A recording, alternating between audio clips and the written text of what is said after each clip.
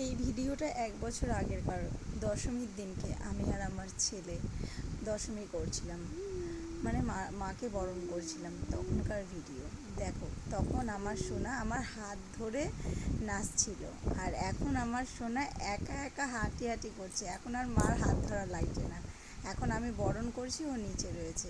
আর এদিকে আমরা ঘুরতে গেছিলাম দুর্গা পূজায়, সোনার বাবা, আমি আর আমার সোনা। আর কি, আমাদের তিনজনের পুচকি সংসারে আমরা তিনজনাই যথেষ্ট, আমাদের আর কাউকে দরকার নেই।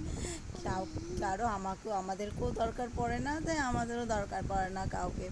যাই হোক, এদিকে আমার ছেলে, এটাও আমাদের 1 বছরকার আগের, মানে আমি তখন বাপের বাড়ি গেছিলাম কালী পূজার সময়।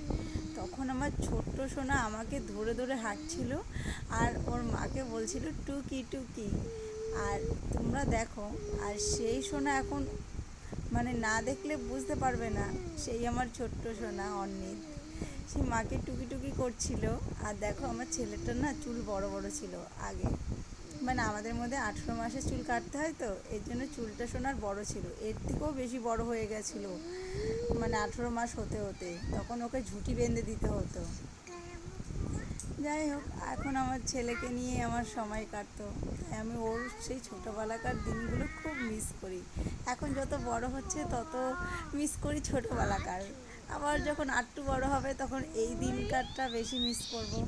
এই যে এখন আমি কথা বলছি, আমার ছেলে যে মানে কথা বলছে, এটাও মিস করব আমি। তখন হয়তো আমি কথা দেব, আমার ছেলে হয়তো বড় হয়ে যাবে, বুদ্ধি হয়ে যাবে। আর তখন আমার ছেলে দেখো আমাকে ধরে ধরে হেঁটেছে, এখন এই বছর আমাকে টেনে টেনে নিয়ে যাচ্ছে। সামনের বছর যে কী হবে, তারও পরের বছর যে কী হবে ভগবান জানে। যাই হোক, এমন একটা সময় আসবে আমি বয়স হয়ে যাব, আমার ছেলে আমাকে কোলে করে নিয়েই ঘুরতে যাবে। এখন আমি ছেলেকে নিয়ে যাচ্ছি।